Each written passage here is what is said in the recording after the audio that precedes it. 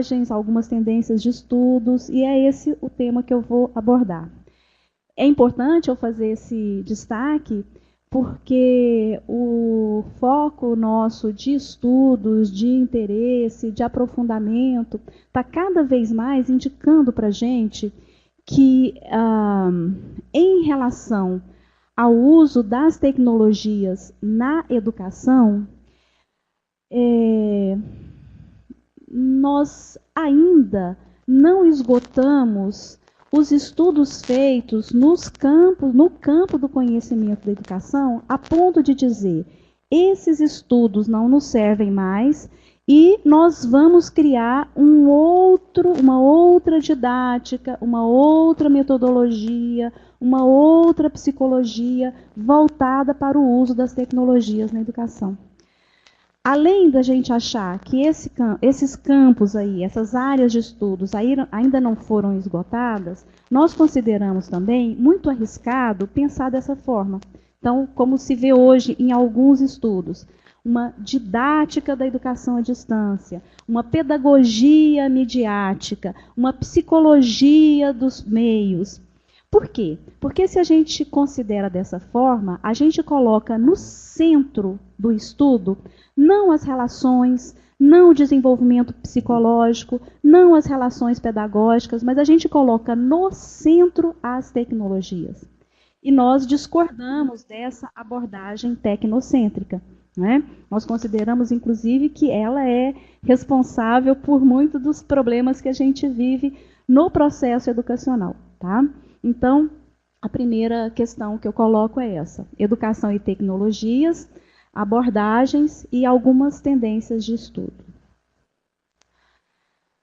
Vou pedir para minhas colegas que estão aqui me ajudarem a marcar o tempo.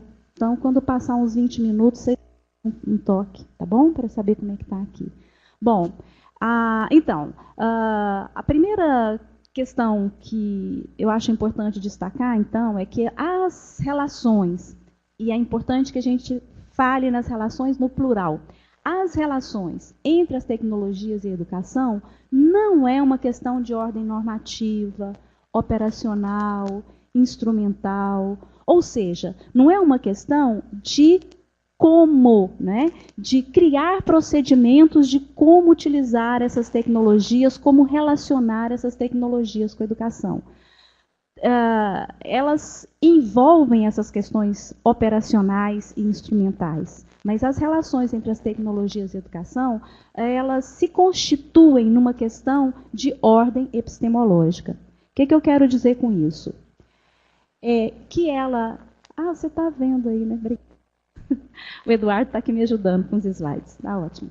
É isso mesmo, vamos devagarzinho. Ela diz respeito, então, a uma articulação entre... Podemos passar o primeiro item. Os aspectos didático-pedagógicos, certo?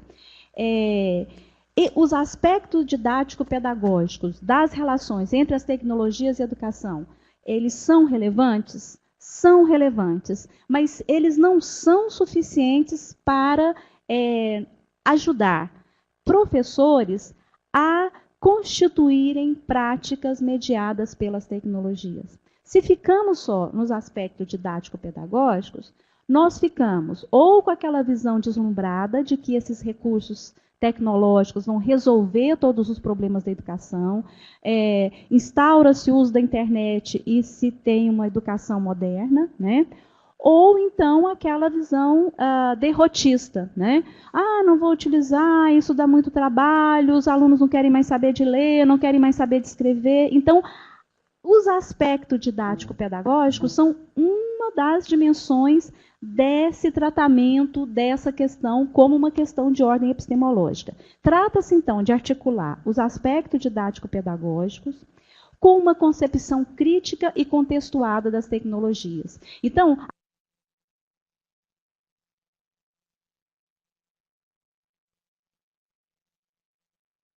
inicial, tecnologia sem educação, é relevante, sim. Nós precisamos de pensar nas tecnologias em várias dimensões. As tecnologias enquanto técnica, enquanto, então, uma ação humana, né, para modificar o meio, atuar no meio, transformar a natureza e obter sua sobrevivência. Precisamos pensar nas tecnologias, então, em sua dimensão antropológica, a tecnologia como algo inseparável do homem. A vida humana no planeta é inseparável de uma técnica, de objetos técnicas e de técnicas de sobrevivência. Então, a tecnologia enquanto técnica, mas a tecnologia também enquanto linguagem, por exemplo. Né? As tecnologias se constituem em forma de linguagem. As tecnologias hoje, enquanto suporte, enquanto meio, enquanto ferramenta, sim. Então, é preciso perceber essas tecnologias em seu contexto. Ou seja, além de considerar esses diversos aspectos, considerar que as tecnologias, elas são determinadas e condicionadas pelo contexto sócio-histórico. Né? Então, como emergem essas tecnologias? Em que condições emergiu o cinema na civilização urbana ocidental? Enquanto linguagem, enquanto tecnologia. Como é produzido o cinema? Como é disseminado o cinema? Né? O mesmo tipo de reflexão em relação à internet. Em que condição foi gestada a internet? Como a internet se desenvolve? Por quem ela é financiada? Que setores da sociedade coordenam ou têm o controle sobre as informações que são postadas e são divulgadas na internet? Então, todos esses aspectos, eles entram em questão quando nós falamos de uma concepção crítica e contextualizada das tecnologias. Mas ainda não é suficiente. Tratar as relações entre as tecnologias e a educação como uma questão de ordem epistemológica envolve também o tratamento de elementos teóricos e conceituais para a análise do tema. Então, a gente precisa pensar de forma mais complexa, né? Não apenas da tecnologia enquanto um meio, enquanto uma ferramenta ou enquanto uma finalidade. Todos esses aspectos. E o que significa... Um momento.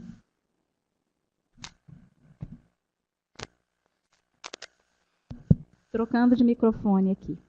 Bom, estou falando, e se tiver algum problema, por favor, Saulo, se tiver muito rápido, algum problema técnico, vocês vão mandando pelo chat que o pessoal está acompanhando aqui, tá bom?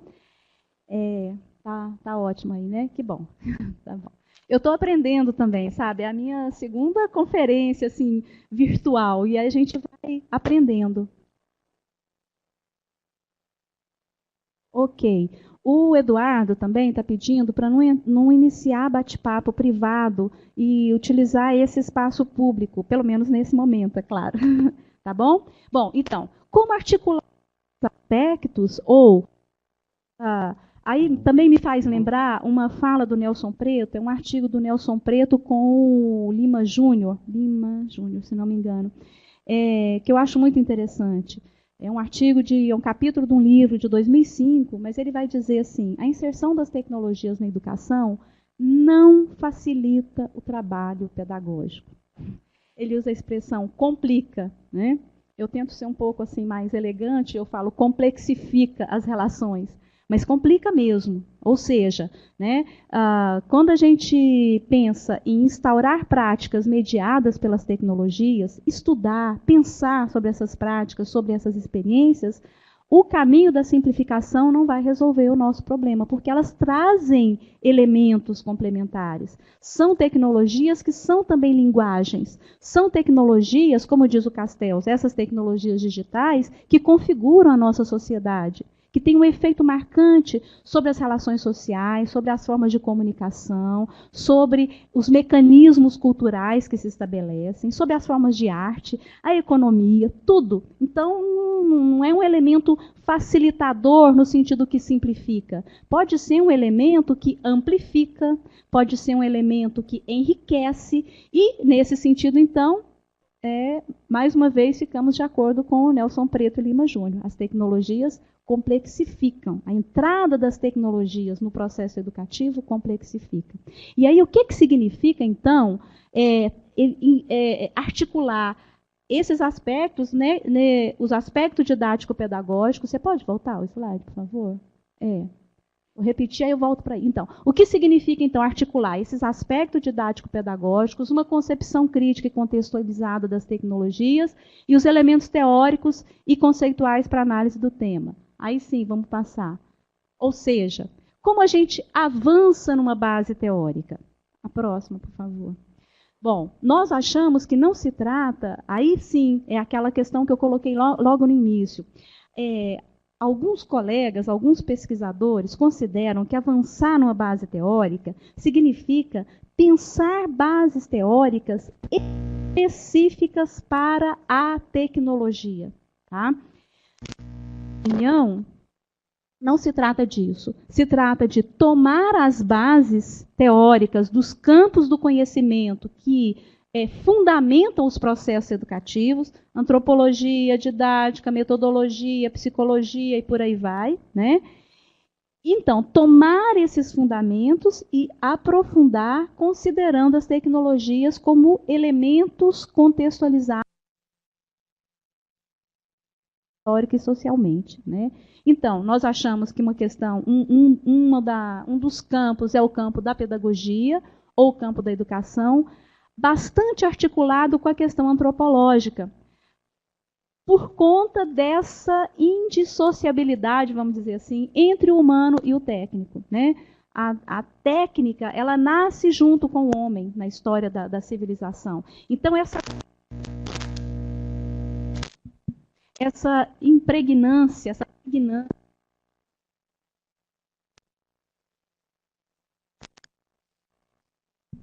essa indissociabilidade, vocês desculpem, tá? Em alguns momentos está falhando um pouquinho o som, mas a gente está indo aqui. Essa pregnância, essa indissociabilidade entre técnica e homem, né, e vida humana, coloca então essa necessidade da gente pensar na base teórica, numa base teórica antropológica, articulada com uma dimensão sociológica. Né? Bom, falo tudo isso, então, para dizer que a gente pode considerar algumas possibilidades, algumas abordagens, né? Ou... pode passar, por favor. Obrigada. Até aí, tá bom. Algumas abordagens em relação ao que podem explicar, algumas possibilidades explicativas dessas relações entre as tecnologias e a educação. Uma é essa que a gente pode chamar de abordagem instrumental. É aquela na qual os objetos técnicos são vistos como instrumentos neutros.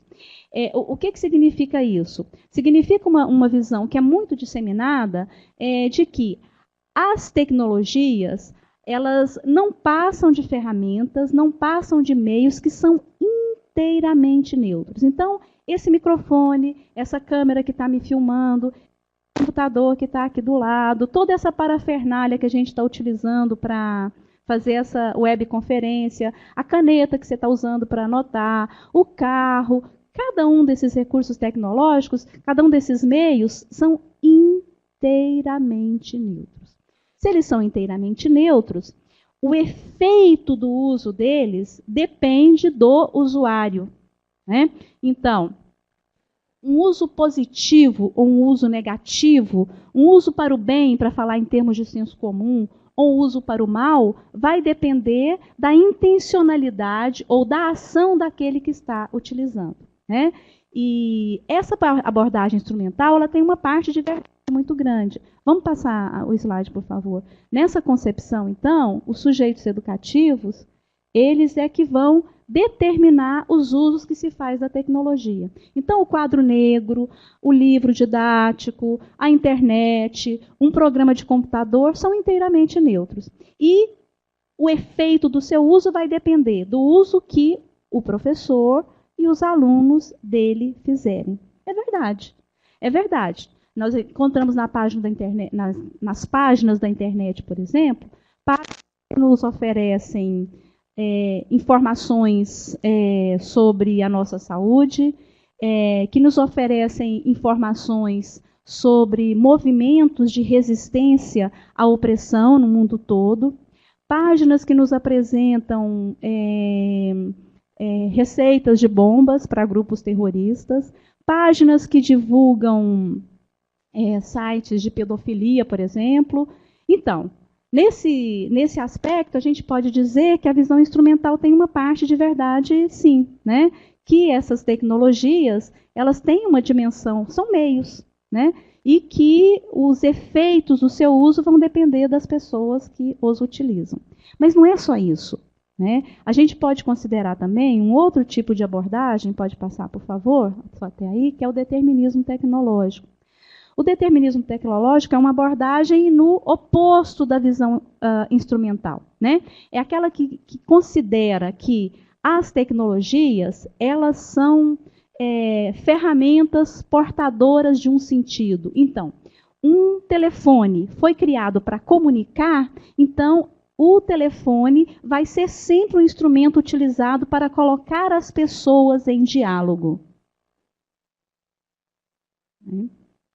O cinema foi feito para passar informações por meio de imagem e movimento, então ele sempre vai passar essas informações de forma neutra. E a gente sabe que, enquanto linguagem, enquanto suporte, cada uma dessas ferramentas que a gente tem, elas também induzem as relações que com elas estabelecemos, né? Essas ferramentas, elas surgem, essas linguagens, elas surgem e são apropriadas de forma que elas podem mudar, interferir nas relações que nós estabelecemos, né? Então, por exemplo, uma imagem. Uma imagem passa uma informação. E um texto escrito também passa uma informação. Agora, uma imagem, ela se presta muito mais a passar uma informação na forma sintética do que um texto escrito, né? Ou do que o contrário. Se a gente quer pensar numa mensagem que demanda reflexão, que demanda apresentar uma análise, estabelecer relações entre diversos parâmetros, uma imagem pode não ser a forma mais adequada. Já um texto escrito, sim. O que eu estou querendo dizer com isso? Que alguns suportes, algumas tecnologias, elas interferem, sim. Então, elas não são neutras. O telefone celular mudou profundamente as nossas práticas de comunicação, as nossas relações sociais. As redes sociais, a própria rede, né, que criou mecanismos, por exemplo, de uso em banco, por exemplo, para controle de estoque de um supermercado, por exemplo. Então, nós temos tecnologias que vão mudando as relações dos homens entre si, que vão mudando as relações de trabalho, que vão mudando as formas de produção. Então, as tecnologias, elas não são neutras, apenas neutras, elas também interferem, elas também têm uma carga de significado, elas também trazem possibilidades ou tendências de servirem mais para uma ou outra finalidade. Então, você pode passar, por favor? No determinismo tecnológico, seria o oposto daquela outra concepção. As tecnologias é que vão determinar os sujeitos educativos. Então, na visão instrumental, voltando assim a ideias disseminadas, né, na visão instrumental é aquela ideia que se fala assim, não, o computador ele não faz nada, depende do uso que o professor faz dele, né, ele é só uma ferramenta, né? E esse discurso instrumental, estou voltando àquela outra abordagem, esse discurso instrumental serve muito para responsabilizar os professores pelos usos que são feitos, né? Então, se instala um equipamento sofisticadíssimo na escola, o professor, por uma razão ou outra, não faz um uso sofisticado desse recurso, não usa ou usa de uma forma convencional, tradicional, transmissora de conteúdos, e aí a gente responsabiliza o professor, né? Porque a tecnologia é neutra, então, se ela não está sendo bem utilizada, seja do ponto de vista da direção, seja do ponto de vista do governo, seja do ponto de vista dos familiares, a responsabilidade é dos professores. Ou então, esse discurso que tem a respeito dos jovens, né? Se condena muito os jovens pelos usos que eles fazem da internet. Então, a internet é neutra, né? E os jovens não estão usando a internet para o bem, para se desenvolver, para estudar, para pesquisar, para escreverem mais, porque são preguiçosos, porque essa geração de hoje não quer saber de nada, né? Então, a gente, na visão instrumental, a gente responsabiliza os sujeitos pelos usos que são feitos. Na visão determinista, a gente responsabiliza a tecnologia em si e vai recair de novo principalmente no professor, porque na visão determinista, a internet, ela em si vai instaurar uma educação moderna. Levamos a internet para a escola, a internet é um recurso moderno, a internet é um recurso interativo, a internet é um recurso colaborativo. Então, se tem internet na escola, tem que ter educação interativa e colaborativa. Se não tem esse tipo de educação, de novo, o problema vai ser do professor ou da escola, de alguma coisa assim. Porque na internet, ela vem esse sentido. A internet é portadora desse projeto pedagógico. Isso também é verdade, né? A internet, ela abre possibilidades de comunicação, de acesso, de armazenamento de informações muito importantes. Então, tanto a visão instrumental quanto a visão determinista têm uma parte de verdade. Elas são complementares, né? Então, uma outra perspectiva, uma outra possibilidade explicativa dessas relações entre as tecnologias e a educação é, então, a abordagem sociotécnica, né? A abordagem sociotécnica, passa, por favor, Eduardo. Ela pode passar aí. Ela pretende, então, integrar a concepção instrumental e a concepção determinista, articular. Então, ela concebe que as tecnologias, elas são meios, e os sujeitos podem se utilizar delas para diferentes finalidades, mas elas não são meios neutros. Elas são portadoras de sentidos. Então, elas também vão interferir nos sujeitos que as usam. Então, tem uma relação de mão dupla. Ao utilizar as tecnologias para realizar determinadas práticas pedagógicas, os professores transformam tanto essas tecnologias, tanto as representações que temos das tecnologias, como essas tecnologias interferem no professor, interferem no trabalho docente, né? Eu costumo dizer que eu acho que essa é uma das grandes, essa abordagem sociotécnica é interessante e ela revela para a gente uma das grandes vantagens da integração das tecnologias às práticas pedagógicas. Quando a gente começa a usar, tanto no presencial, professores, né, eu digo a partir da minha experiência e dos professores com os quais eu tenho tido oportunidade de dialogar e dos estudos que a gente tem acesso. Quando a gente começa a utilizar esses recursos tecnológicos nas nossas práticas pedagógicas, para planejar a aula, para conduzir uma aula, para avaliar, né? Quando a gente pede que os nossos alunos utilizem esses recursos para desenvolver atividades, vai acontecendo assim um processo reflexivo muito intenso. Então, essas tecnologias, elas provocam, né, uma reflexão sobre a própria prática, né? Elas, não sou eu que digo isso, mas baseado em outros autores, que elas colocam isso em questão práticas e concepções que já estão cristalizadas, né? Então, quem faz uso das tecnologias deve estar compreendendo o que eu estou falando. Tá, 20 minutos, então eu vou concluindo aqui para a gente poder abrir para o debate, né? Então, quem faz uso das tecnologias deve ter tido essa experiência uma ou outra vez, ao preparar uma aula, ao conduzir uma aula, se vê diante de uma situação que força uma reflexão sobre a condução do trabalho docente. Começa a pensar, será que é isso mesmo? Será que esse conteúdo foi apresentado na ordem adequada? Será que não era mais interessante eu alterar, eu mudar a ordem, ou eu não hierarquizar conteúdos, ou eu hierarquizar conteúdos, enfim, na forma de avaliação, possibilidades de avaliação formativa, né, que esses recursos tecnológicos nos abrem. Então, são provocações, né, que são possíveis, que emergem dos usos que fazemos dessas tecnologias, né? Passa aí, por favor. Então, para uma síntese, então, as tendências, né, de pesquisa nessa área, eu acho que a gente tem que tomar como base as tendências já existentes, né? Tomar como base as referências, inclusive enquanto metodologia de pesquisa. Acho que não dá para fugir das três grandes matrizes com as quais a gente lida. Mas elas são colocadas em questão, ou especificamente os procedimentos. Nós precisamos atualizar esses procedimentos, né? Ou adaptar esses procedimentos aos contextos nos quais nós trabalhamos. Então, a gente vê, por exemplo, propostas de uma etnografia virtual, como trabalhar num ambiente virtual, fazer entrevista num ambiente virtual, como pesquisar um curso que é conduzido todo num ambiente virtual, como acompanhar esse processo, esses registros que são escritos, esses registros dos professores, a interação entre os professores, a interação entre os alunos. Podemos...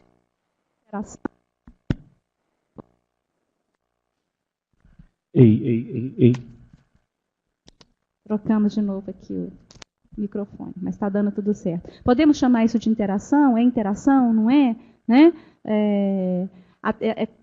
Como esses recursos, essa mediação tecnológica interfere nesse diálogo, né? E que possibilidades que ela traz para a pesquisa. Né?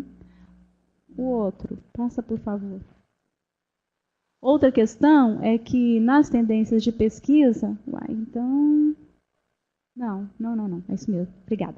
Então, outra questão importante é que se a tecnologia ela é vista como uma construção social, como eu tenho dito desde o início, a racionalidade técnica não é suficiente para analisá-la. Né? Então, não basta nós pensarmos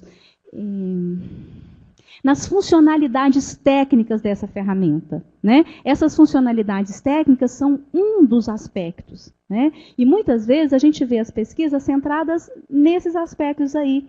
Do ponto de vista do professor, a gente centra nas dificuldades, professor que não sabe usar, que não sabe conectar, que não sabe fazer o equipamento funcionar, que tem dificuldades, que desiste. E do ponto de vista dos jovens alunos, nós dizemos que eles têm facilidades e pronto, acabou. É preciso investigar para além das funcionalidades técnicas, que nós vamos descobrir aspectos que são relevantes, que são importantes, para a gente compreender essas relações entre as tecnologias e a educação. Né? Poderia dar exemplos, mas a gente vai e fica para a hora da conversa, para eu não tomar muito tempo. Mais um... Eduardo é multimídia aí para a gente, multitarefa, isso. Pode passar, por favor, que aí você fica tranquilo lá. Isso, obrigada, Eduardo. Então, o foco dessas pesquisas, ele precisa ser tanto a técnica como os sujeitos sociais. Não pode ficar nem em um aspecto, nem em outro. Né? Porque aí a gente tem uma tendência também das pessoas que fazem as críticas das tecnologias, que vão estudar esses processos mediados pelas tecnologias e também esquecem. Vão falar do sujeito, o sujeito abandonado, o sujeito sufocado, o sujeito em crise, o sujeito... Enfim, seja que sujeito for, mas de forma dissociada da técnica ou das tecnologias. Eu penso que nós, enquanto pesquisadores, precisamos enfrentar esse desafio de articular, né, de focar não na técnica, nem nos sujeitos sociais, mas nessa relação, nas relações que se estabelecem, que são contextualizadas, né, que dependem do contexto histórico, social, econômico, da tecnologia, das possibilidades individuais. Tá? E aí a gente precisa criar procedimentos que permitam captar tanto essa instrumentalidade da técnica, como ver e escutar os sujeitos sociais. Né? E aí também não cair numa armadilha, né? Na armadilha tecnológica. Né? Atualmente, eu estou orientando uma pesquisa de doutorado e nós estamos fazendo um experimento didático num ambiente virtual de aprendizagem. Então é um esforço incrível, né? Estamos numa equipe assim, multiprofissional aí, e estou envolvendo um monte de professor aqui do programa, os professores que nós temos que são especialistas na área de didática, né, como o professor Libânio, que vocês devem conhecer. Estamos envolvendo todo mundo para nos ajudar, nos apoiar e utilizar, então, esse ambiente virtual, o que está expresso, o que está registrado no ambiente virtual para fazer a análise. E, às vezes, a gente pode ficar com a sensação de que acessa muita coisa porque está tudo escrito. Então, a gente não pode nem... vamos dizer assim, recair naquela visão de que, como não tem a interação face a face, as pessoas não estão lá, não estão se exprimindo, elas estão lá, elas estão se exprimindo, mas nem tudo que está escrito, vamos dizer assim, expressa de fato, tem um processo mediador ali. Não é um processo imediato entre o que a pessoa pensa, entre o que a pessoa sente e o que a pessoa escreve. Né? A gente teve depoimentos, por exemplo, tem o diário de bordo, então os alunos desse curso estão registrando suas impressões, estão fazendo a tarefa. E nós tivemos a oportunidade de apresentar essa pesquisa no estado em que ela está, e uma das pessoas que estava assistindo é uma aluna do curso. E ela revelou um sentimento que ela não estava expresso lá, nem no diário de bordo, nem na tarefa que ela fez. Então, não podemos nos deixar iludir pela toda a potência da tecnologia também, tá? Bom, então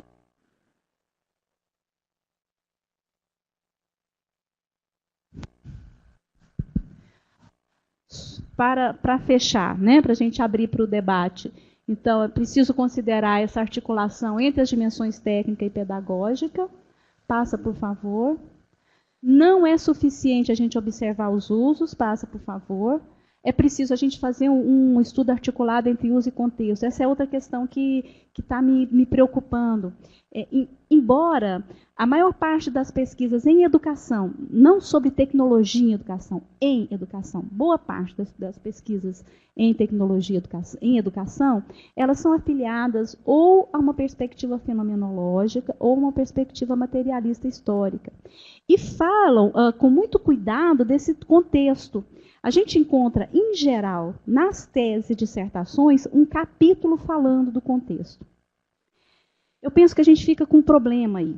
Se a gente trata o contexto como um capítulo, ou seja, se a gente trata o contexto como um pano de fundo, quando diz respeito ao uso das tecnologias, em relação a qualquer tema, mas as tecnologias, nós ficamos com um problema muito grande, porque as tecnologias, elas são uso e contexto, elas são suporte e linguagem, elas são tecnologias materiais, físicas e tecnologias simbólicas.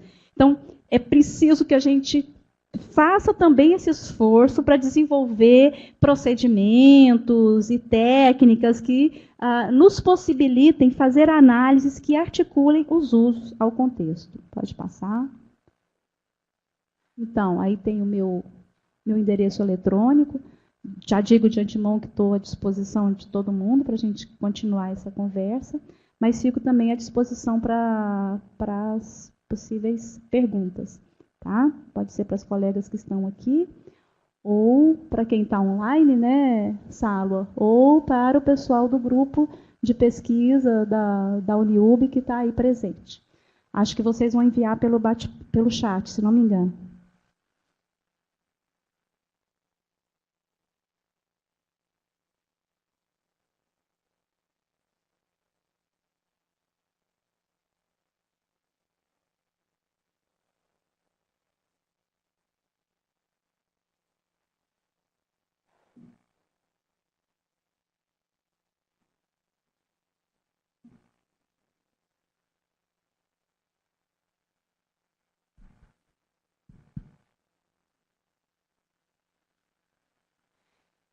Enquanto as perguntas vão aparecer pelo chat, a webconferência vai ficar disponível no site do CEAD, do Centro de Educação à Distância da PUC Goiás.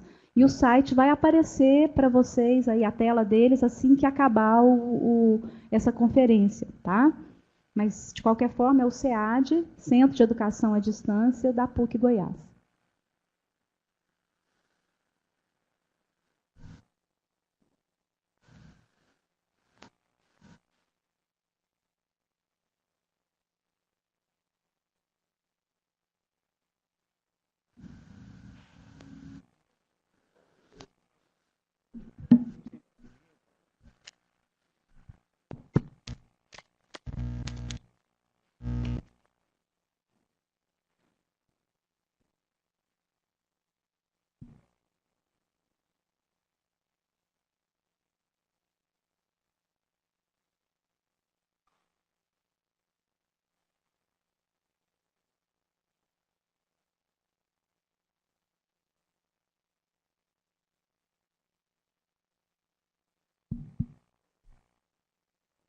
Bom, enquanto o pessoal está digitando, obrigada, Lívia. Fez uma observação. Parece que o professor Orlando da Uniub.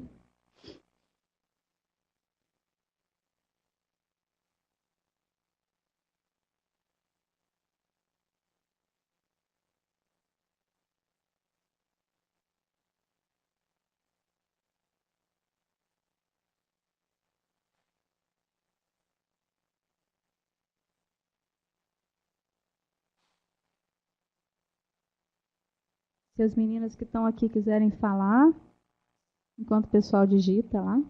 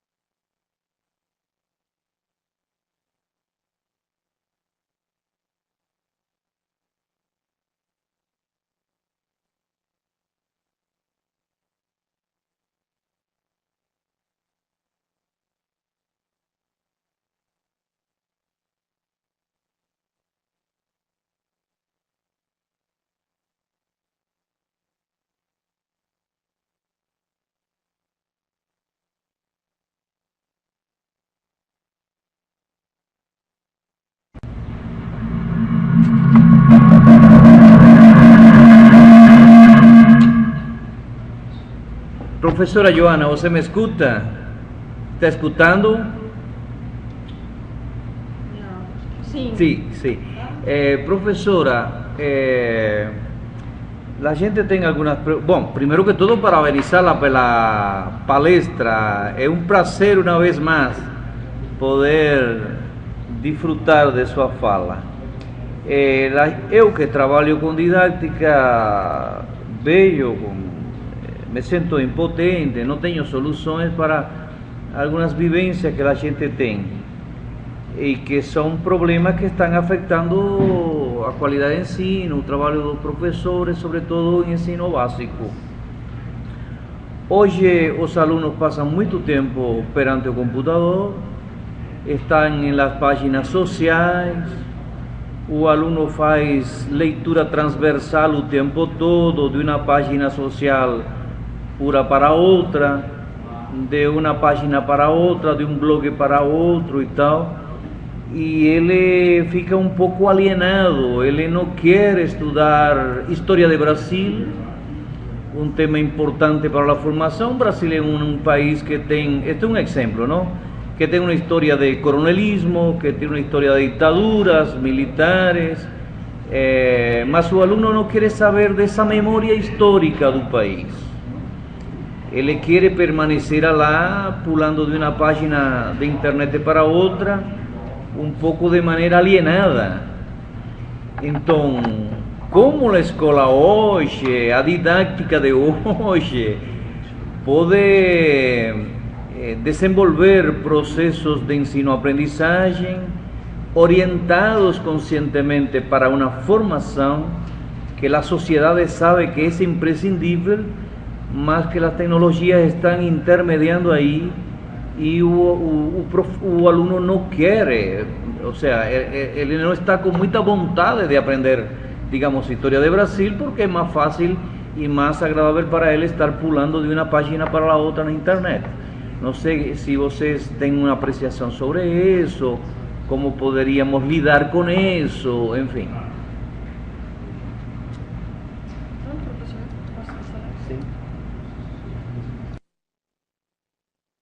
Já posso falar? Está liberado o som aí? Está me escutando? Ah, ok. Então, é que eu não tenho os dados aqui, mas me vem à cabeça, eu vou falar sem citar autores. Citações de gregos lá da antiga Grécia que falam de um certo desânimo da juventude, de uma certa negligência da juventude em relação aos problemas do seu tempo. Me vem também à cabeça a pesquisa, que até foi transformada em livro, de uma professora da Unicamp, que descreve situações do Brasil colonial que se a gente retirar a data, você pensa que ela está falando de uma escola de hoje, tá? Com as dificuldades do tipo alunos que não prestam atenção, alunos indisciplinados, que não respeitam o professor. Então, eu quero dizer com isso duas coisas. Primeiro, que essa reação do jovem à educação formal é algo já presente há muito tempo na nossa sociedade. Mas, de qualquer forma, esse fenômeno mais recente de uma certa resistência à autoridade de uma forma geral e uma certa negligência com valores humanos e culturais, esse mais recente, é algo que antecede a disseminação da internet. Tá? Então, eu penso que é muito mais o desenvolvimento dessas tecnologias ocorre no bojo de um processo civilizatório, no contexto de um projeto econômico e social, né, que que concentra saber, informação, conhecimento nas mãos de poucos. Né? Então, acho que uma questão é essa. Estamos com graves problemas nas nossas relações com os jovens? Né? Sim, eu não tenho dúvida em relação a isso. Só que eu penso que eles não são frutos dessa disseminação recente da internet e das redes sociais.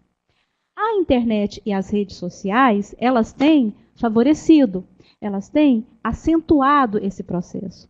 Por isso que eu digo que essa questão precisa ser tratada enquanto aspecto didático-pedagógico, enquanto linguagem, enquanto instrumento, enquanto suporte, mas também enquanto algo que está contextualizado do ponto de vista histórico-social. Então, é muito mais, professor Orlando, nós vivemos muito mais um processo de continuidade do que de ruptura.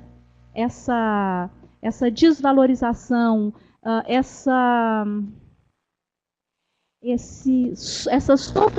sobrevalorização da economia dos valores humanos, né? Essa forma de relacionarmos com a informação, ela vem muito mais num processo de continuidade que antecede a disseminação de internet e redes sociais do que de rupturas. Tá? Então, eu penso que é dessa forma. Por isso que essa questão, e aí se tem alguma alternativa, se tem alguma saída, eu acho que está nas mãos dos professores. E aí nós precisamos nos voltar para a formação de professores. Né? Uma formação de professores que integre eu tenho que ficar quietinha. Então, a formação de professores que integre aqueles saberes básicos que os estudiosos têm nos aquela base de conhecimentos. Então, o professor precisa conhecer o conteúdo, sim, e muito bem. Uma didática geral, uma didática sobre esse conteúdo, precisa conhecer os alunos em seu contexto, o contexto com meios e condições nas quais ele está, e precisa, outra base de conhecimentos é a educação em si, ideias, valores educacionais. Então, a ação desse profissional, ação aprofundada, vertical, radical, acho que a gente vai ter dificuldades para lidar com isso, sim.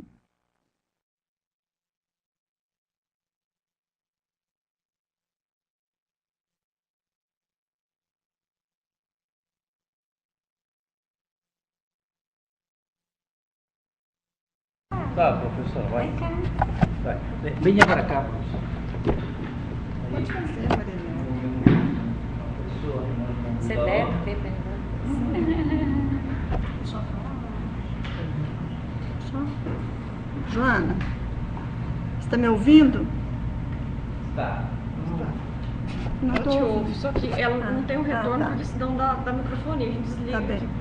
Primeiramente, quero agradecer a a ressalva que você fez ao contextualizar a questão das tecnologias no âmbito da educação. Sem sombra de dúvida, essa contextualização é importante e ela é inerente a toda e qualquer discussão do tema no âmbito do mestrado em educação, das ações educativas na instituição, e eu diria até no âmbito da educação não escolar, tendo em vista que hoje ninguém escapa à ação das tecnologias.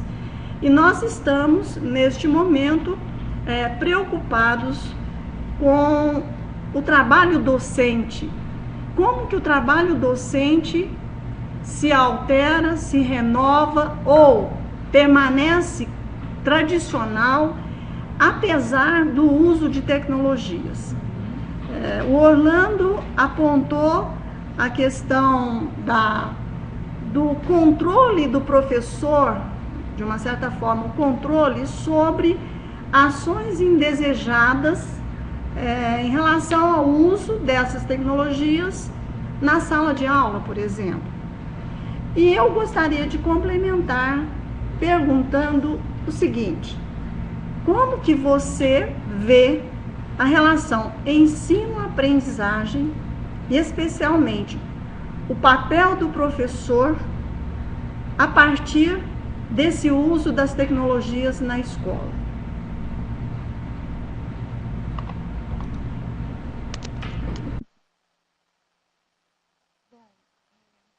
Vamos conversar, né, Sálua? Você e o professor Orlando colocaram duas questões assim de base que precisamos continuar estudando a respeito. Mas, para começar, algo que me vem à cabeça, antes de falar do papel, eu vou do professor, voltar a falar da formação.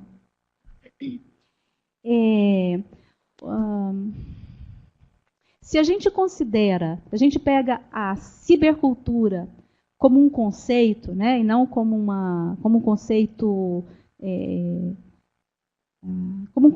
mesmo, né, e não em sua definição técnica, vamos dizer assim, ou seja, esse conjunto de relações e de significações que se estabelecem a partir das relações humanas mediadas pelas tecnologias, para lidar com esses problemas, por exemplo, será que a gente deve proibir o uso do celular em sala de aula? Será que a gente deve proibir que o aluno acesse livremente os sites da internet na escola? A gente tem que dirigir que sites que ele pode utilizar? Enfim, questões desse tipo. Para lidar com isso, o professor precisa estar inserido nessa cibercultura.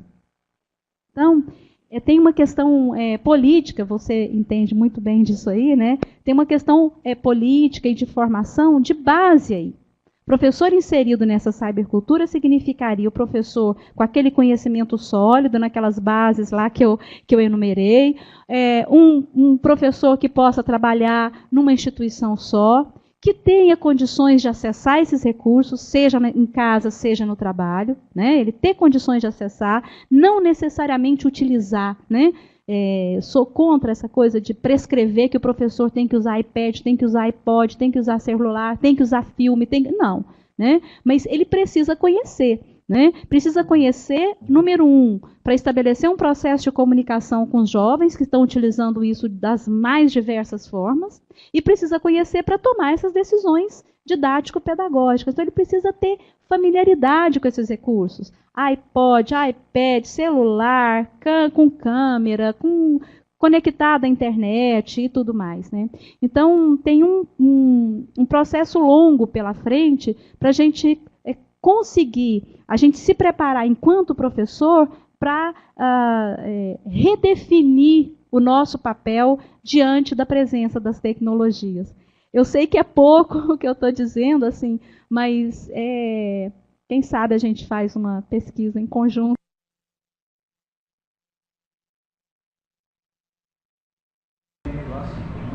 Então, Joana, o colega Orlando está reiterando a importância da formação de professores nesse processo que prepara todos nós para a utilização menos instrumental, menos determinista dessas tecnologias. Em alguns estudos feitos, nós temos tido a oportunidade de constatar que a maioria se refere ao uso de tecnologias simplesmente de uma forma quase que conservadora, mas para expor informações e apresentá-las do que para outros processos comunicativos. Então, nesse sentido, vejo que nós temos longos caminhos a percorrer e imensas pesquisas a fazer. Quem sabe daí podemos encontrar algumas alternativas para intervir ou para colaborar nesse processo formativo. Eu creio que algumas outras pessoas presentes, colegas, estão aqui também querem participar desse bate-papo. Passo a palavra a quem quiser fazer uso. Posso falar? Oi, Joana. Tudo bom? Encontrei com o seu pessoal lá na Amped, viu? Raquel, Devânio, tá? Perguntei por você. Eu acho que a questão que o professor Orlando coloca e a professora Salwa, com relação à formação de professores, ela é uma questão crucial, por outro lado, muito complexa, né? Eu assisti, inclusive, uma palestra da Raquel Barreto, lá, uma mesa, né, da Raquel Barreto, em que ela dizia que quando fala em tecnologia, o pessoal está preocupado com educação à distância, como se tecnologia tivesse amarrado com educação à distância, né? E algumas pesquisas nossas têm mostrado isso. Por exemplo, um aluno meu que concluiu uma pesquisa ele trabalhou com os formadores de professores no curso de pedagogia. Então, parece que não há uma preocupação, enquanto projeto pedagógico do curso, com a formação para as tecnologias e pelas tecnologias, né? Então, há professores que acham que eles não têm a ver com isso. Então, esse é um problema sério, principalmente na formação inicial, porque se o formador acha que ele não tem a ver com isso, né, que ele é o centro, né, que o professor diz, não, eu sou o centro da aprendizagem. Então, se ele é o centro, fica difícil de formar professores para esse momento. Por outro lado, para aqueles professores que estão em serviço, né, o que a gente observa, e um outro trabalho que um aluno meu concluiu também esse ano mostrou, é que as tecnologias, elas, de uma certa maneira, como você disse, elas desinstalam o professor, elas incomodam, quer dizer, o professor fica preocupado, bom, elas estão aí, o que fazer, não é? Mas o que a gente percebe, e esse estudo revelou, e você colocou muito bem, é a questão do contexto. Então, o professor, muitos deles colocaram, não, eu tenho 60 alunos na sala, o máximo que eu posso fazer é o uso do Data Show. Então, mesmo que ele use um software, ele vai usar com o Data Show. Então, é uma abordagem que a gente chamaria de instrucionista, não é uma abordagem que permite ao aluno construir. E quando a gente pergunta o que essas tecnologias trazem para eles, do ponto de vista didático, de desenvolvimento profissional, principalmente do didático, então eles falam, não, facilita a visualização, né? Porque eram professores de cálculo, diferencial integral. Então, não, as tecnologias são importantes porque facilitam a visualização. Ora, se há um uso Data Show e para facilitar a visualização, o que a gente deduz disso? Que é um ensino conservador, quer dizer, aquelas oportunidades de uma aprendizagem, né, de uma abordagem construcionista, de investigação, de pesquisa, realmente não acontece. Então, tanto num curso de formação de professores como de pedagogia, como trabalhando com professores de uma área tecnológica que a gente achou que eles estariam muito mais envolvidos com essa questão. Então, esses estudos nos mostraram que a gente ainda está distante, não é? Nós estamos num momento, eu acredito, de transição, mas a gente ainda está distante de,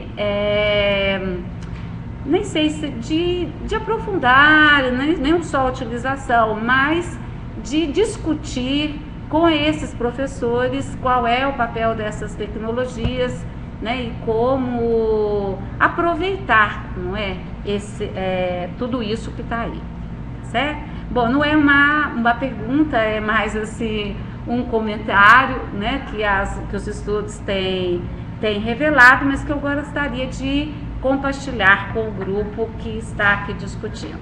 Um abraço.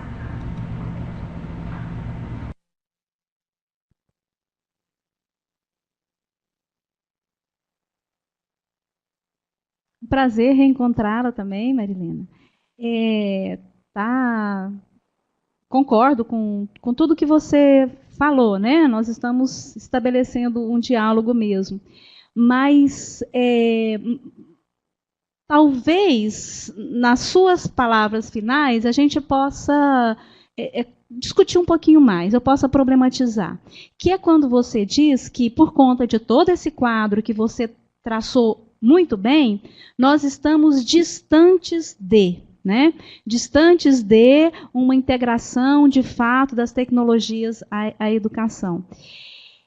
Eu acho que é pior do que isso, Marilena. Nós não estamos distantes, seria distantes como se a gente estivesse assim, no caminho, mas muito lentamente, né? Tem muitos autores que falam isso, a escola vai devagar, a escola não acompanha o ritmo da tecnologia, mas estamos indo. Eu acho que não. Eu acho que enquanto a gente persistir, seja nessa visão instrumental, seja nessa visão determinista, enquanto a gente persistir em fazer uma educação conservadora, tecnicista, instrumental, com ou sem o uso de tecnologias. Parênteses, repetindo, enquanto a gente continuar fazendo uma educação instrumental, falando que estamos fazendo uma educação de cunho histórico-social, nós estamos indo na direção contrária. Vou dar um exemplo. Ontem mesmo nós tivemos um debate aqui com o professor Carlos Marcelo Garcia, é isso mesmo o nome dele, da Universidade de Sevilha. Eu confundo Marcelo Carlos com Carlos Marcelo. E no debate, o professor fez uma explanação bastante interessante, mas no debate, as perguntas começaram a direcionar para a Universidade Aberta do Brasil, e aí eu vejo assim, as pessoas criticam a educação à distância, contrapondo educação à distância ao ensino presencial. Então, eles fazem toda a crítica da proletarização do professor, da fragmentação do trabalho docente, da precarização, de uma educação de cunho fordista, massificadora, como se estes fossem atributos do projeto de educação à distância do governo. Ora, educação por ciclos, ensino por resultados, IDEB, no ensino presencial, também são elementos de uma educação massificadora, instrumental, racional no ensino presencial. Então, o projeto do governo para a educação tem esse caráter. Não estamos distantes, estamos indo numa direção oposta ao que queremos. Então, se não, na minha opinião, se nós não encararmos essa discussão com essa profundidade e com essa abrangência, nós vamos prosseguir correndo atrás de um projeto de desenvolvimento tecnológico do qual a gente discorda, porque é um projeto de desenvolvimento tecnológico que compõe esse projeto civilizatório, que é centralizado na economia, na técnica, na exclusão, que gera essa exclusão que a gente está colocando em questão, né? Então, Eu penso que nós precisamos ter muita clareza disso, porque parece que com o uso das tecnologias, a gente se ilude um pouco. Então, parece que é o seguinte, se a gente preparar bem o professor para usar as tecnologias, se a gente aprender a usar bem as tecnologias, nós vamos resolver esse nosso problema. Não. Se a gente preparar bem o professor para fazer um uso contextualizado e crítico das tecnologias, esse professor vai começar a desenvolver práticas e ações que vão de encontro às políticas públicas. Então, essa ação emancipatória, por meio das tecnologias ou não, não é uma ação, é uma ação de resistência, vamos dizer assim, uma ação de resistência ao que está estabelecido. Por isso também que o Nelson Preto diz que não é fácil, porque, além de tudo, nós vamos estar desenvolvendo um projeto de resistência, um projeto de oposição, né? Um projeto que coloca em questão o projeto dominante. É para usar uma expressão gramsciana, um projeto contra-hegemônico mesmo, né? Então, tem essa característica aí. E outra questão que eu queria acentuar, só para provocar, né, mais a professora Sálua, é que eu penso, professora Sálua, que você discute a questão da subjetividade do professor. Eu acho que falta esse enfoque nos estudos sobre o uso das tecnologias pelo professor. Se discute muito a interferência dessas tecnologias digitais na constituição da identidade das crianças e dos jovens.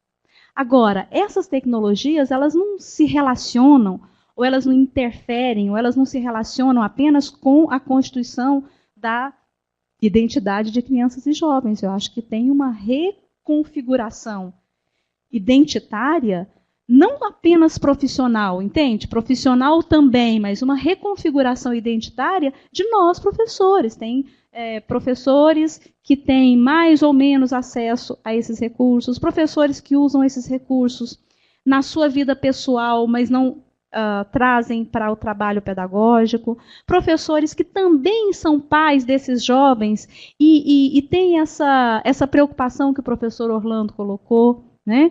Então, não tem questões importantes a serem trabalhadas aí. Estou só provocando a professora Sálua para falar mais um pouquinho. Joana, Você acha? Joana, ouvindo? De fato, nós temos nos preocupado em estudar a interface entre tecnologias e subjetividade. Como que o professor se produz enquanto pessoa na relação mediada pelas tecnologias. E não tem sido fácil.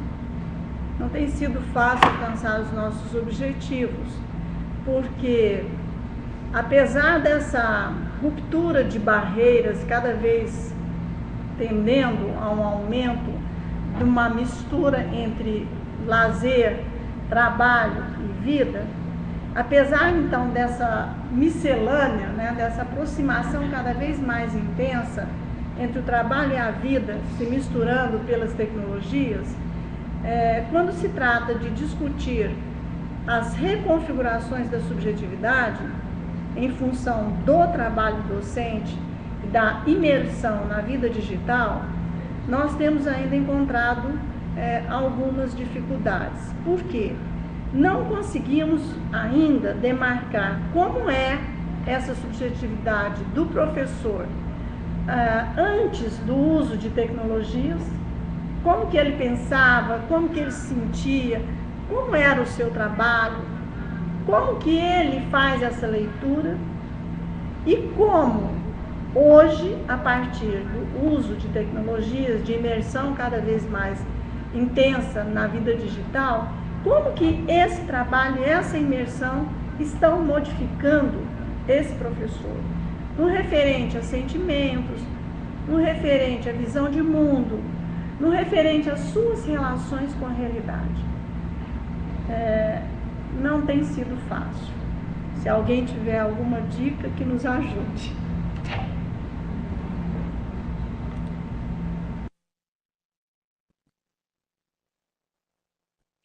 Então, Salo, é isso mesmo, né? Mas é fácil dar palpite no trabalho dos outros, então vamos lá, vou falando aqui, né? Você tem razão, não se tem referência, né? Porque a gente fica pensando muito em termos de impacto, de modificação, e a gente tem mais estudos em relação a crianças e jovens do que em relação a professores, né? Mas eu penso que podemos mudar o foco e, ao invés de pensar no que está modificando, tirar o foco dessa perspectiva da modificação, da transformação, e pensar em relações de causa e efeito mesmo, não é bem causa e efeito, relações de dupla dimensão. Tem um trechinho do capítulo da Edmeia Santos, nesse mesmo livro que o Nelson Preto publicou, o artigo com o Lima Júnior, tem um artigo da Edmeia Santos. E eu gosto tanto dessa definição que ela faz, das relações entre os objetos técnicos e os sujeitos sociais, que eu sei de cor. Ela diz assim: são feixes e fluxos de relações recíprocas entre objetos técnicos e sujeitos sociais.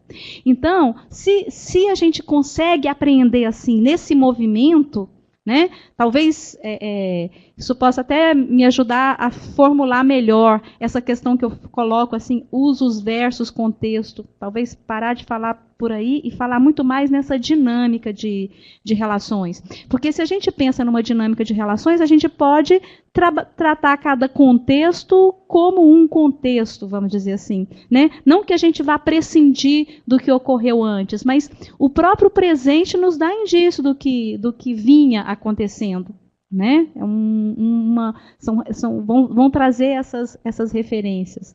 Enfim, é só para provocar mesmo, né? Joana, só para reiterando alguns aspectos do que você apresenta e do que um colega estava aqui discutindo na hora da ruptura da interconexão, é muito importante sim considerar o contexto, porque o que para mim nesse momento é algo extremamente inovador, porque eu estou começando a lidar com as tecnologias, a primeira vez nós estamos numa webconferência, o grau de afetamento da minha subjetividade, obviamente que vai ser diferente daquele que já tem uma outra experiência. Então, o que para mim pode ser profundamente impactante, para outro, provavelmente é algo mais natural. E é uma interface que se dá de uma forma, diríamos, quase que igualitária, equitativa, porque eu recebo influência, mas eu também influencio. Eu queria então pedir, para o Luiz Fernando falar um pouco sobre isso, porque nós conversamos aqui, eu acho que vale a pena a gente socializar. Pode vir aqui, olha, vem aqui. Mais fácil.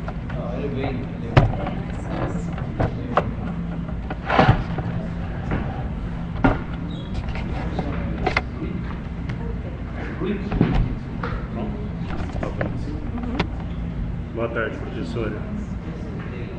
Prazer em encontrá-la. Nós estávamos falando aqui sobre observar a relação entre educação e tecnologias em diferentes contextos e considerando aspectos como, por exemplo, dos resultados que a gente obtém em cada processo, em cada programa educacional.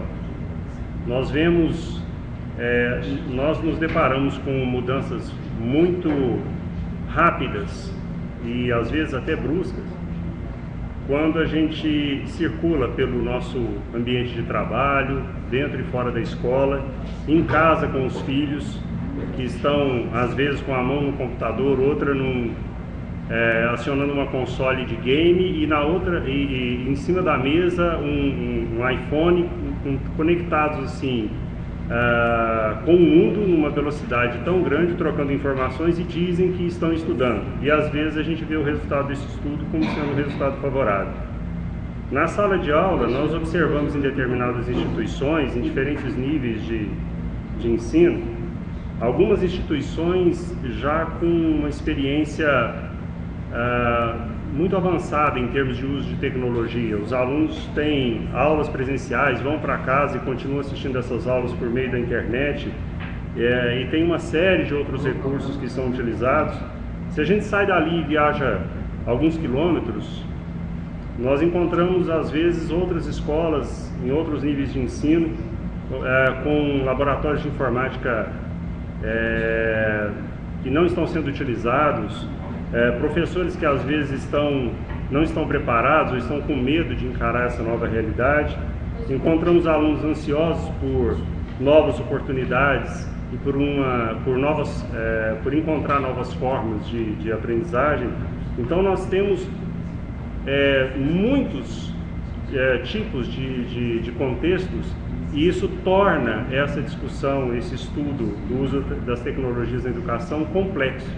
Então, eu acredito que cada vez que a gente vai abordar um determinado aspecto, a gente precisa realmente situar bem para poder nos encontrarmos dentro de um determinado contexto, numa determinada realidade. Então, era esse o comentário era sobre isso que a gente estava falando aqui durante aquele pequeno intervalo, quando falhou a conexão, e aí eu estou colocando isso para tentar contribuir de alguma forma.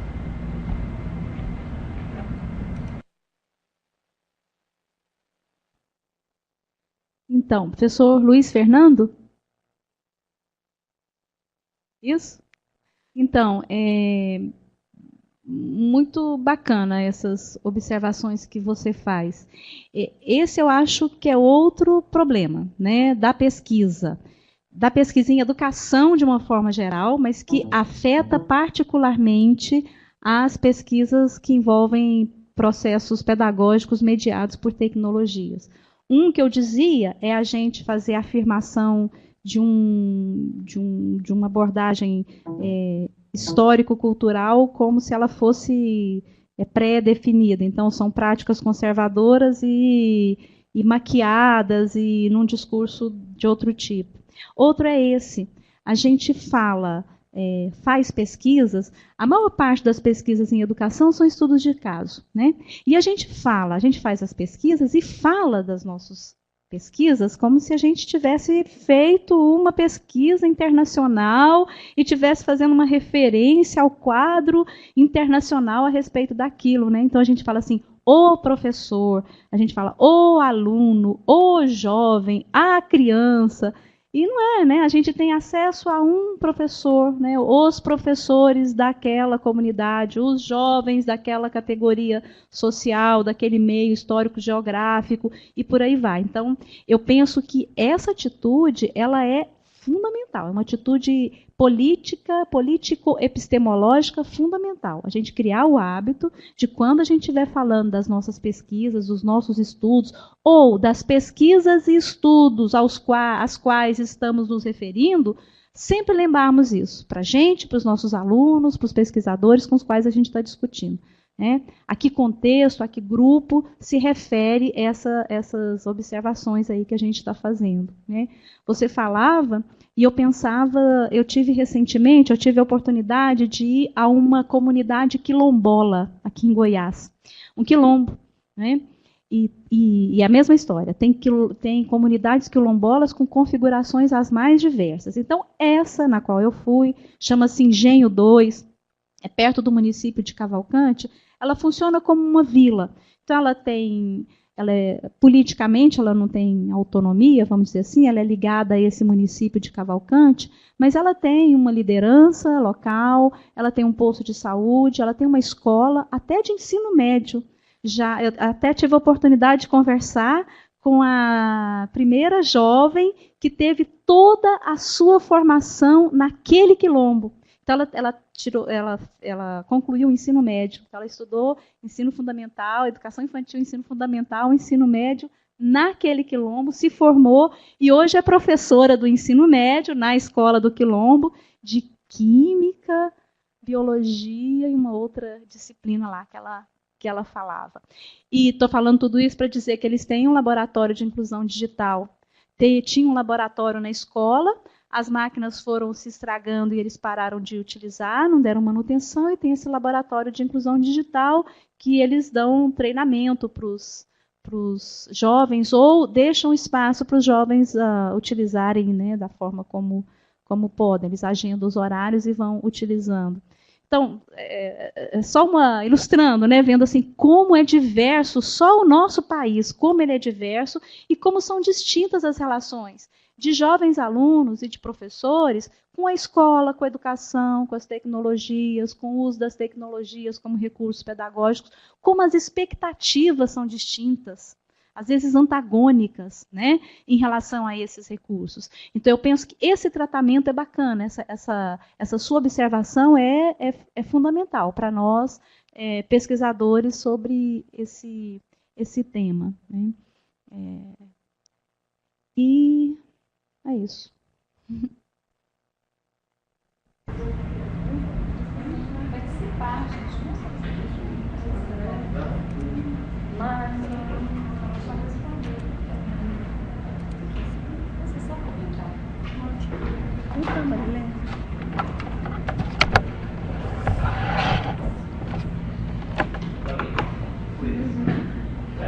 Jana, eu de novo. Eu acho que muitas das questões, elas passam sim pela questão das tecnologias, mas elas são questões de fundo. Por exemplo, eu acho que a gente está aí nas últimas décadas tentando redefinir qual é o papel da escola, qual é o papel dos conteúdos no ensino. Então, eu acho que se a gente também não clarear essas questões, fica difícil discutir também qual é o papel das tecnologias. E não é nessa visão dialética, porque as tecnologias estão mudando, né, esse papel da escola, o papel dos conteúdos, né? Então elas mudam, e eu acredito que a escola também vai ter uma interferência nisso. Então acho que essas questões de fundo têm que ser, né, discutidas pela comunidade acadêmica, né? Quer dizer, hoje o professor não é mais o provedor de conteúdo, não sei se o aluno vai à escola também para aprender conteúdos como se quer, né? Isso tem hora que nem é interessante para eles. Então, acho que essas questões de fundo estão atreladas a essa discussão sobre as tecnologias.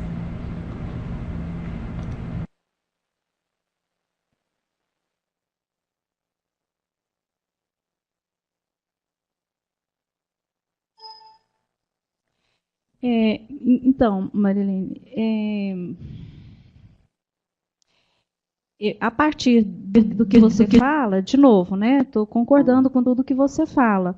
É isso também que eu quero dizer quando eu afirmo, né? Eu defendo que estudar as relações entre as tecnologias e a educação nos coloca diante de uma questão de ordem epistemológica.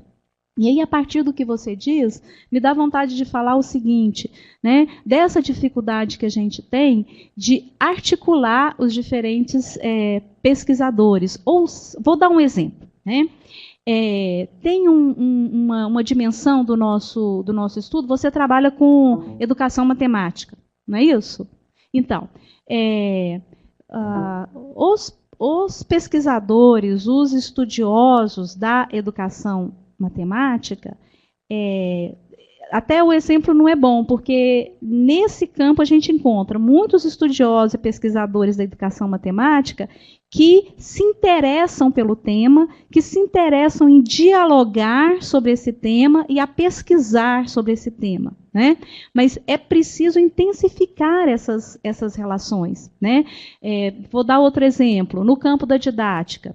A didática tem muito a nos ensinar, né? para a compreensão desses processos educacionais. A psicanálise, a psicologia, a antropologia. E o que a gente observa é que, em geral, os pesquisadores que têm uma visão mais crítica, eles criticam também o uso das tecnologias e se afastam dessa questão.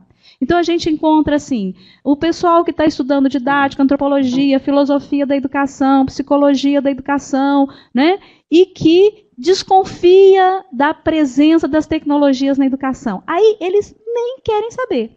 Não estudam, não dialogam, não... Estou generalizando, é claro. Então, eu penso que a gente precisa se abrir, se dispor a debater esses temas e fazer estudos interdisciplinares, sabe? Eu penso que é uma possibilidade importante. E eu vejo ainda muito resistência. Estou super feliz de estar conversando com vocês, porque não temos muitos interlocutores. E sabemos que educação e tecnologia não é um campo do conhecimento.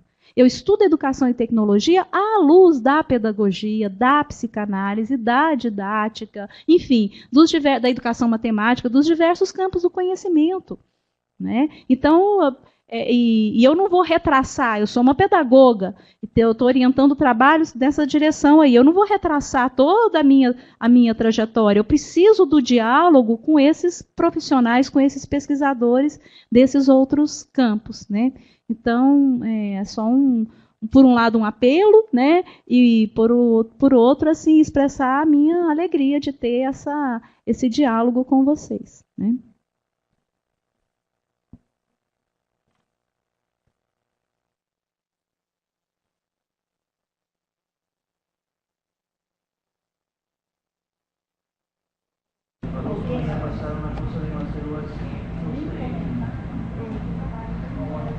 Joana,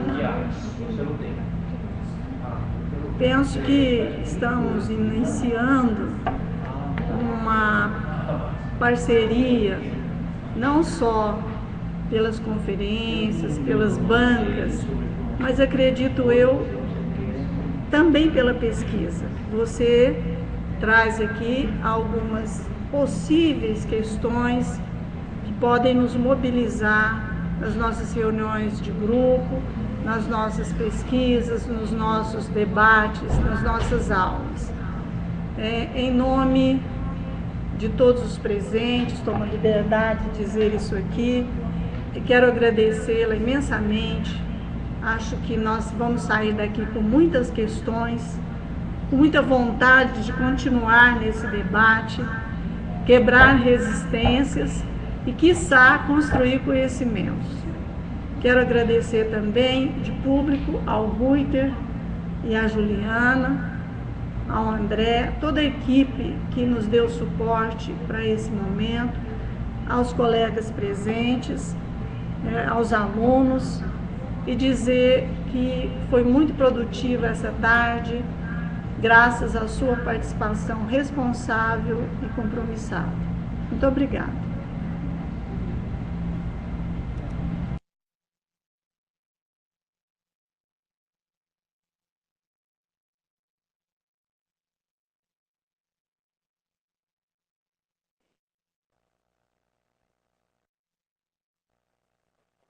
Então, Salo, eu penso que não é graças à minha participação, né? Só é graças à nossa participação, e o que eu penso é que, por meio desses contatos, a gente vai se comprometendo cada vez mais, né? E vai ser inevitável a gente continuar esse contato e estabelecer parcerias, aprender a nos conhecer melhor, respeitar as nossas diferenças e conseguir, então, construir projetos de pesquisa. Eu estou muito interessada nisso, meus orientandos também, não queremos ficar isolados numa ilha. Por tudo que a gente conversou, né, fica evidente a importância de um trabalho articulado, né, de consistirmos, de fato, redes. Desconectou?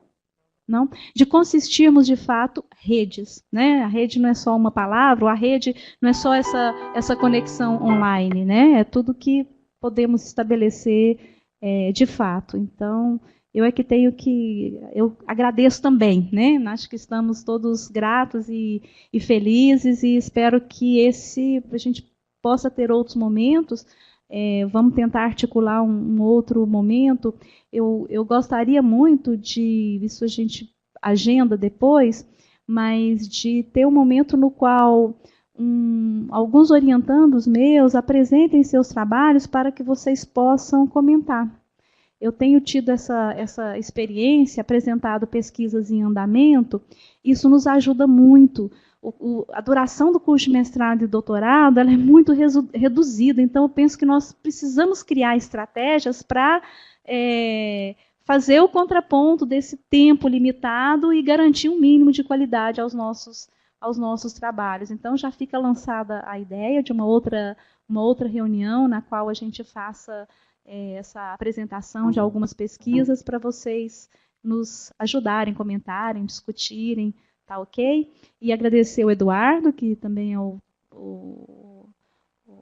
nosso representante aqui do Centro de Educação à Distância, a professora Rose, que tudo fizeram para que essa webconferência pudesse acontecer, e aquela desconexão não tem nada a ver com eles, tá? Fica garantido isso aí.